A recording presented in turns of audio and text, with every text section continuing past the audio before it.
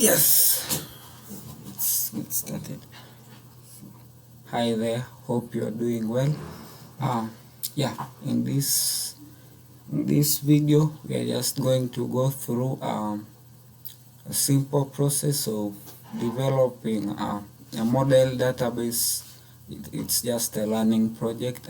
Yeah, so we will just create a simple database, and in this context we are creating a database to manage hospital data. We are working on the field of a hospital.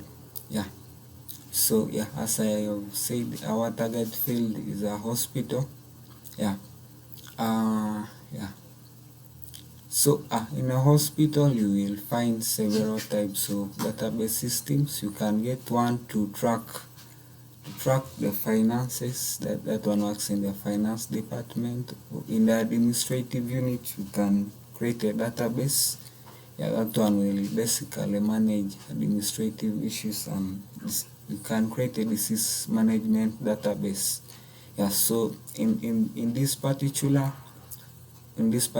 video we are working on a disease management database, because disease management is the backbone of healthcare. Yeah, and also it gives us many real life relations to model, so that we learn how to do this, just to improve on our learning experience.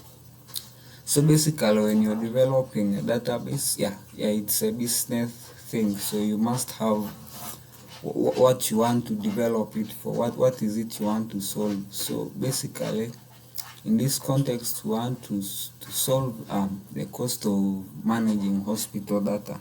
Yeah, because using traditional methods of record keeping is proving very expensive. Yeah, and it's reducing efficiency, like bookkeeping or just using separate files and all that stuff. Yeah, so that is what we are trying to solve when we are developing the database. We want to improve efficiency.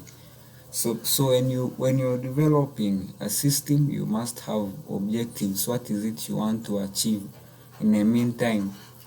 Yeah, so basically, yeah, we want to create a database that can enable us to have all our operational data in one place, so that we improve efficiency in running the hospital systems.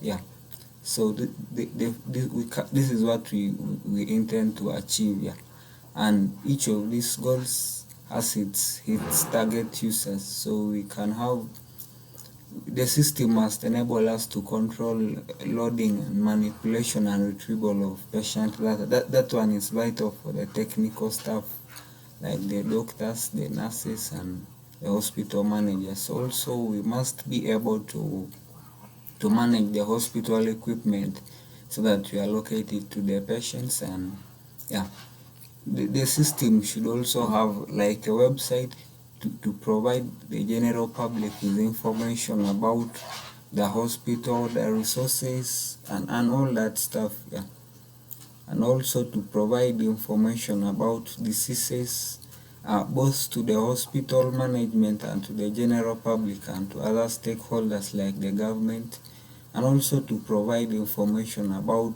how drugs are being used in the facility, drug resistance, and all that. Yeah, so basically, when we develop this system, what are the benefits that the users are going to get?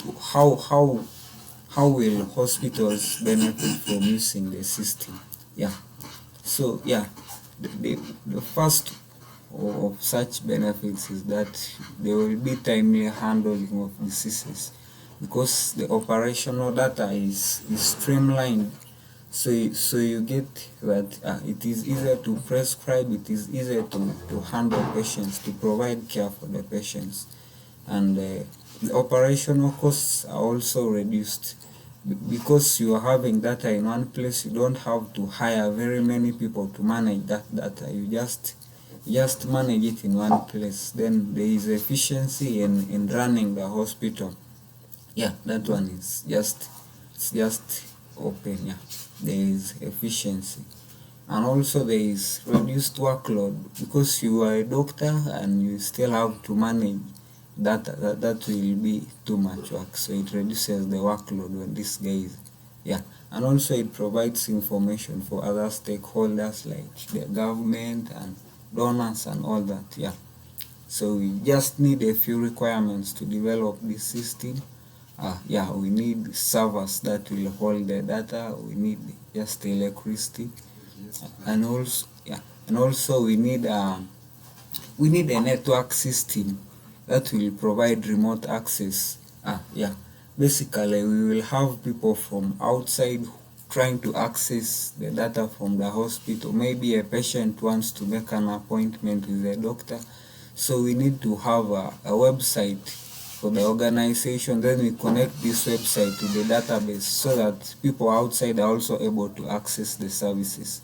And we will need experienced developers who know how to do these things, how to do the modeling, how to use the different languages to implement the system. Then computer systems for access by staff. And we need a few skills to be able to use the system.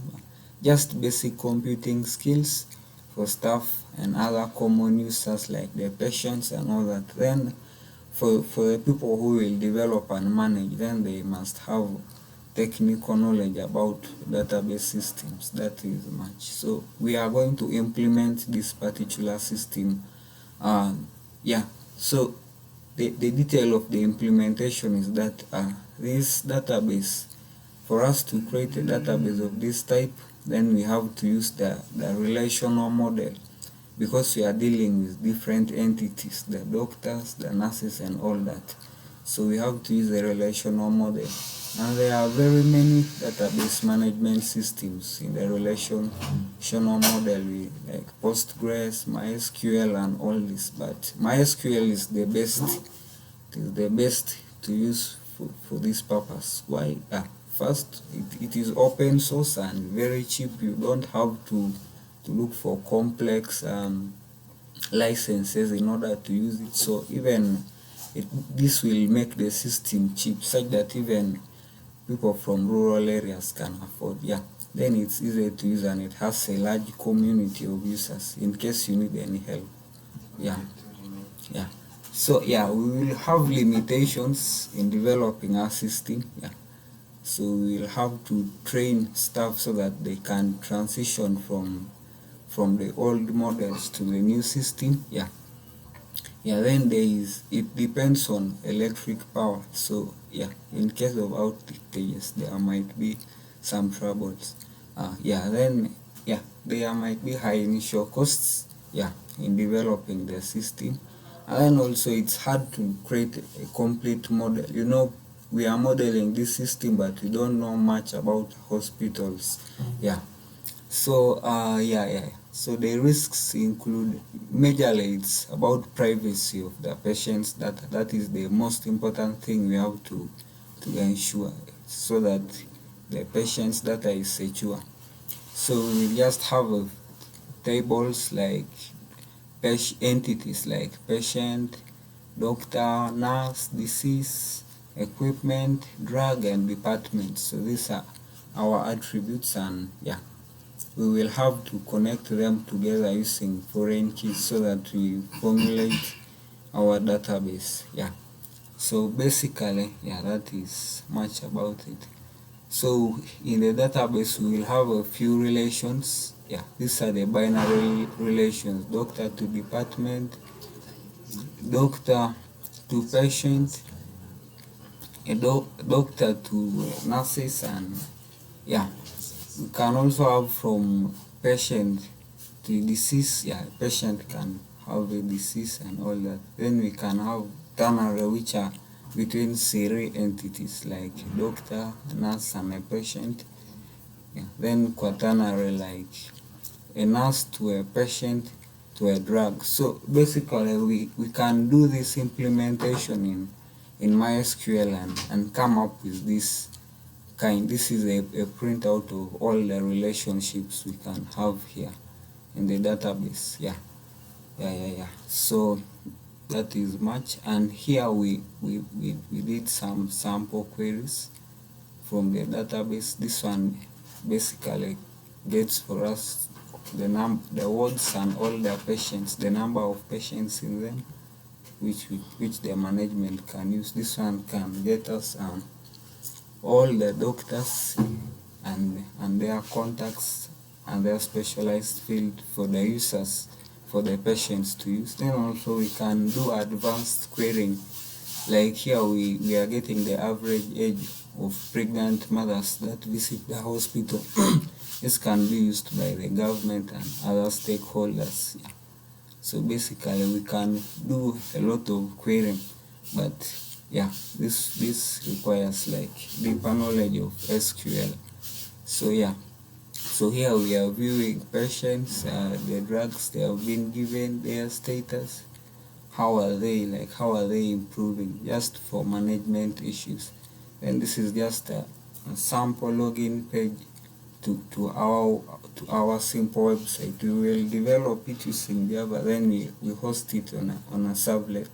Much of this is already implemented, but this is just a recap of it. Yeah, so thank you very much.